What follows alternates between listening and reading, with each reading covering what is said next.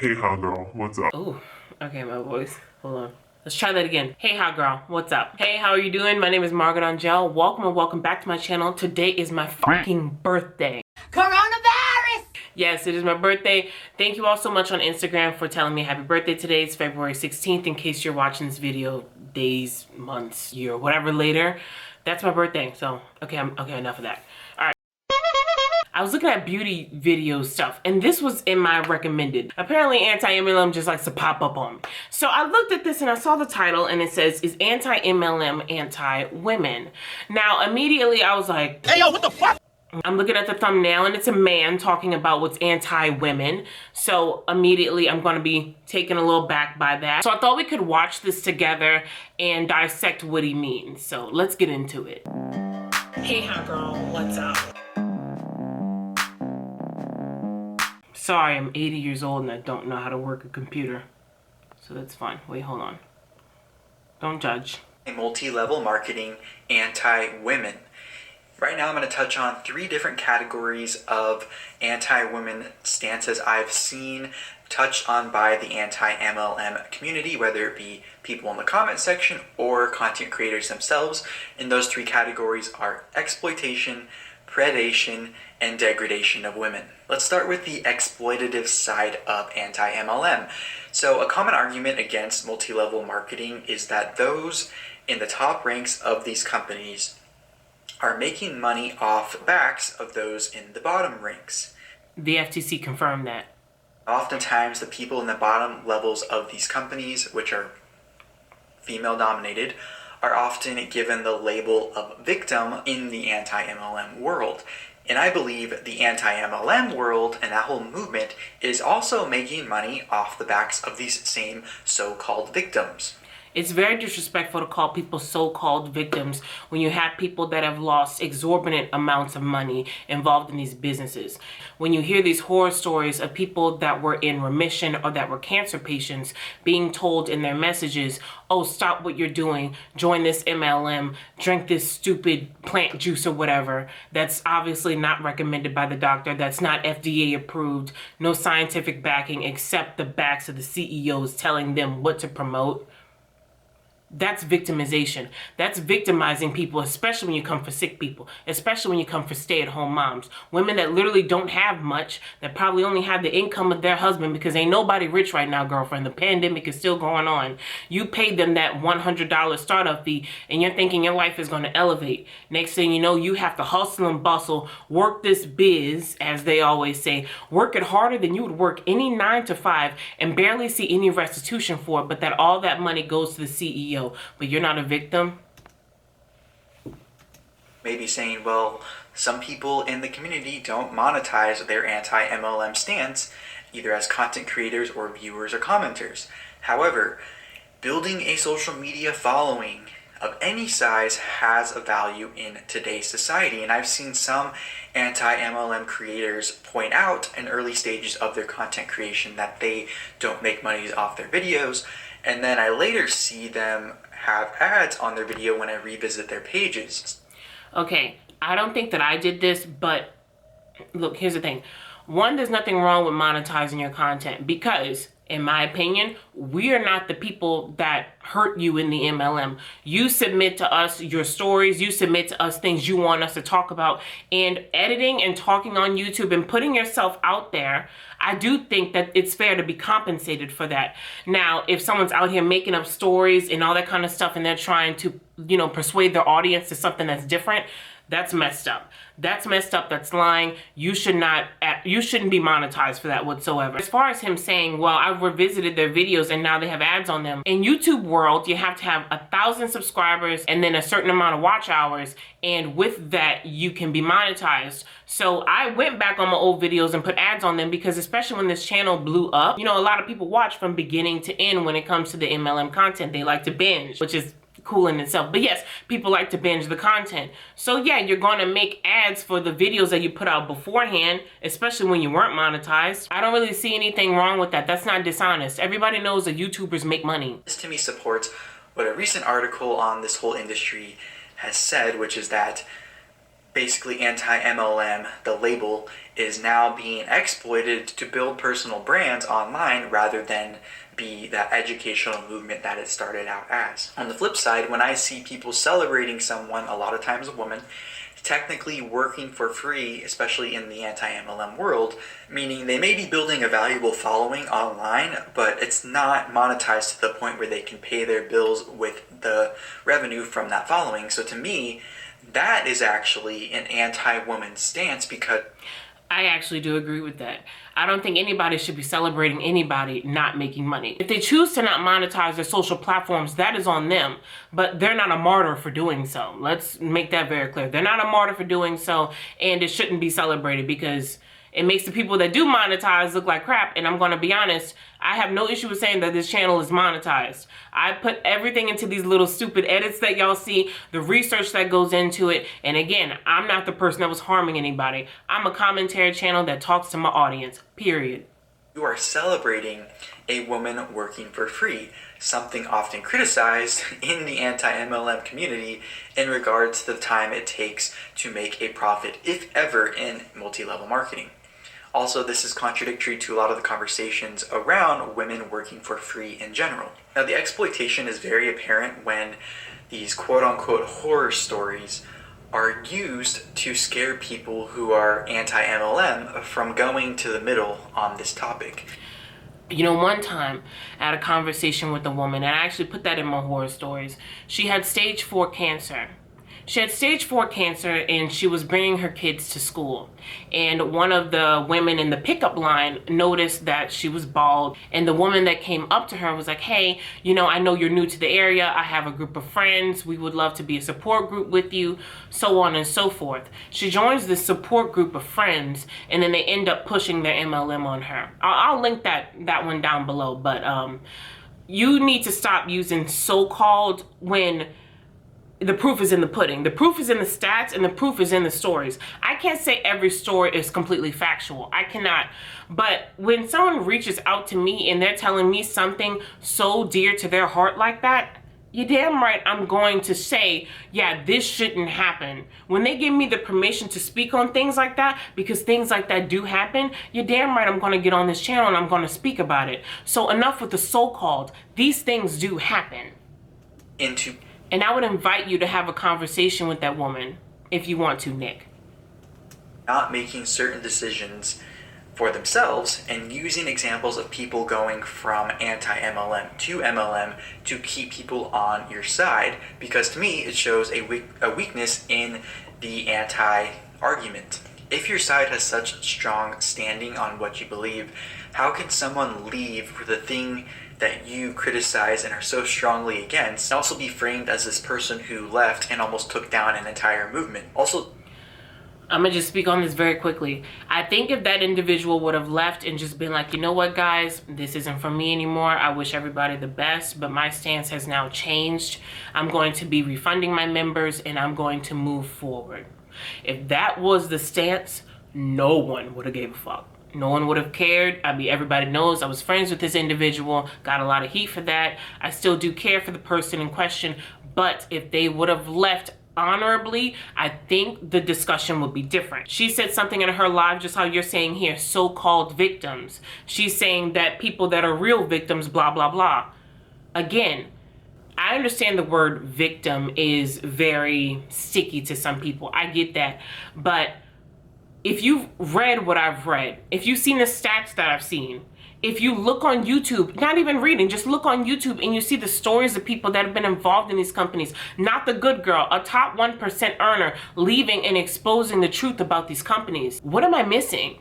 What am I missing here? Now, do I think the person in question should have had her personal business attacked, her family life attacked, all that? No, I do not. I'll stand firm to that. I don't. Stick to anti-MLM. If that is what upset you, you have the right to give formal criticism. But personal attacks, I'll never go with. But understand it's a double-edged sword. When people feel degraded, they're going to come out hard and vicious. That's just the cycle of how the internet works, unfortunately. But people were not crazy because the person left.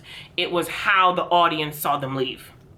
Turning people's pain into entertainment, in my opinion, is exploitative, because a lot of what I've seen is content that starts out educational and then it turns into entertainment once that one point is made in one video, and then it starts coming up over and over and over again in dozens of videos with the same points being made for the same group of people over and over again. And to me, this mimics cult-like behavior, which I will touch on in a future video regarding MLMs and the anti-MLM stance. Now, in regards to Now look, shock value is what gets people to watch your videos. So if I have a thumbnail that's just like this, and the title is MLMs, girl, nobody's gonna watch that. No one's gonna watch it. They're gonna be like, oh God, what's going on with Margaret today? Which, I've been hearing a lot of that. But you know, if I have it like that, no one's gonna watch it. But if I'm like, and then I'm like, oh my God, what's going on here? If you just see it like that, it's a presentation. And when you log on the video, you notice I'm nothing like that. You know what I'm saying? So you have to put out the theatrics in the beginning so you can reel people in.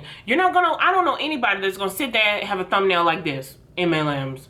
No one's gonna watch that. No one is going to watch that. So anybody that knows anything about any kind of media, you have to put some, look, you know, you have to put something out there to where it's gonna grab people's attention.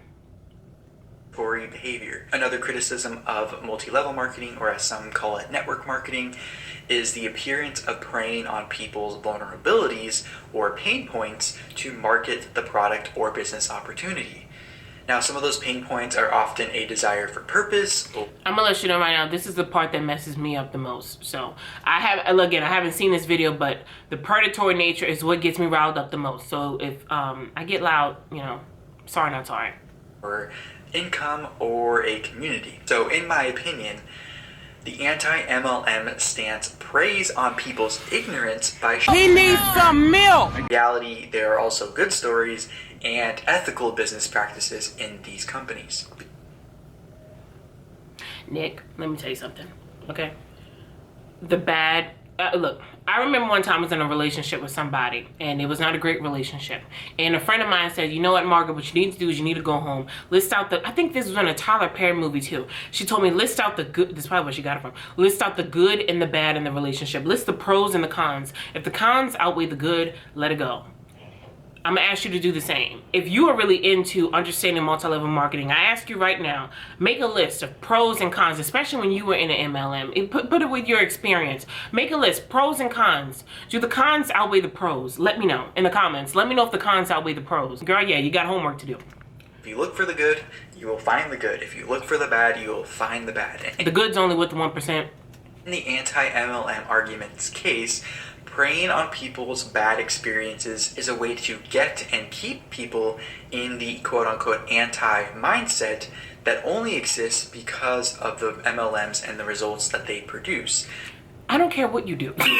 What you do is your business. Tabitha Brown, it's my business. Whatever you do is your business. I'm talking about what people have sent to me. I'm talking about the stats that I see presented by the FTC. I'll be sure to link that document down below. It's almost like people don't care when people are sick and they're hit up to join MLMs. It's almost like people don't care when someone's a military wife and she's going through a lot, watching her husband go from here to here, always wondering if he's gonna make it home. The next thing you know, this person jumping in your inbox talking about she can make you all kind of money, because a lot of times military wives are alone. They just want friends, they want camaraderie, they want to bring something into the household, so they join these MLMs and then get sucked dry a lot of times. I'm not saying it's everybody that goes through shit. I'm not saying, I've never said that. But the pros and the cons, make the list. The cons will outweigh the pros every single time, unless you're already a starter with the company. Other than that, the hierarchy doesn't even support you. Which scares people into expressing any other viewpoint besides the anti-MLM viewpoint. I never want anyone to be scared that's why you have to be careful with community. You have to be careful with the word community, because it can allude to this kind of stuff. Because think about it, when you have the beauty community, what's the first thing that comes to your mind? Drama. Now when you hear anti-MLM community, it's like, what's the first thing that comes to your mind? Drama. We've seen an example of what happens when someone is on the outs with the anti-MLM community, especially when they leave after being a part of that anti-MLM community, which brings me to the degradation of women point that I've seen displayed in the anti-MLM community. Let's start with just education in general. So for a community that says it is about educating people on what happens in MLMs. Mind you, Nick also left an MLM. I don't know his reason, but Nick was a part of one and he did leave. Prevent people from joining and using unethical business practices within them It sure is interesting to see a person on the outs, education history being discredited. If you were pro-women empowerment, wouldn't you be celebrating a woman trying to better herself? And why is it okay to put a woman down because she's doing something a little bit different than maybe you would do it? Okay, as far as taking down a certain individual's education, I've had the privilege to go to college and have a degree, but at the same time, it's not what I lead with. Anyone, and this is the truth, anyone can have a degree. Anybody can have certifications behind them. It's how you apply that. Like, think about it. There's like, I'm not going to use lawyer. Doctors. You got doctors out there that don't know crap, that just got through med school barely by the skin of their teeth, and then they're in the exam room with you, and they're in there like, oh God, I don't know what to do.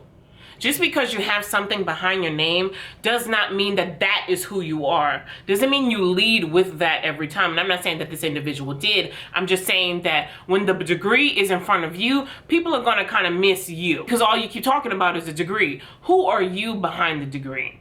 And that goes for everybody. When you finish school, it's nice to have it, but it's something that you have. It's not a verdict on who you are, nor how you portray yourself. How you portray yourself is in you. Your degree is just your credit hours, and that's it. Okay, so a big segment of this video is speaking about the individual in question. I'm good on that situation, so I'm moving on. Competence in multiple areas is not progressive, it is actually regressive. One point I actually agree on with MLMs that is talked about in the anti-MLM community is the seemingly overpriced products and distributors not being able to set their own prices of the products they sell. It works. 4 wraps, $100. 4 wraps, $100. Unless you became a loyal customer, and then I think it was like, I don't know, $59, $49, some stupid crap like that. 4 wraps, retail price was $100. And what did I tell you was in those wraps? The main ingredients: water, sugar, coconut oil. They are too expensive. The problem is when someone left the community for an MLM, then created a supplemental product in which she could set the price herself, she was and still is being heavily criticized and labeled a quote-unquote scammer. So how can you say you are pro-women empowerment, then bash a woman for charging what she feels she is worth? Especially when someone in the anti-MLM community, maybe more than one at this point, are trying to do the same thing regarding some social media training and influencer training. That to me is not women supporting women. I have a whole video coming out about social media coaches. In my opinion, it's just too saturated. Like, at this point, if you are someone that wants to grow online, there's only a few formulas out there. Like, Instagram only works a certain way. YouTube only works a certain way. So all these courses coming up, I just feel like they're all kind of teaching you the same thing. If you want to be audited, if you want coaching and everything, I would invite you to look at the credentials of the coach. Make sure that's somebody that you know statistically can give you the numbers that they say that they can give you. I'm very happy to say I built this platform. I didn't have a coach. I don't need one. I took the time to look up some YouTube videos on YouTube and look at some analytics, and I figured out certain ways to grow this channel. Sometimes it works, sometimes it misses. That's life. I'm sure there will be some people still trying to justify this behavior somehow, but at the end of the day, I know, and I know a lot of people are finally waking up to this, that it's becoming clear that the quote-unquote pro-women, women-supporting women, whatever you want to call it, movement is actually being weaponized by many as a means to an end for total authority over people. And in my opinion, this is no. known in the recent behavior of the anti-MLM community. So I look forward to seeing your comments in the comment section below, and if you want more multi-level marketing MLM related content, make sure to tap or click the screen next to me if you are watching on YouTube, and I will see you next time. Bye-bye. Okay, goodbye, Nick. Here's the thing. It is very interesting to watch. 99% of people that... Isabel. It's very interesting to watch a man give his stance on what is anti-women. I'll just start off with that.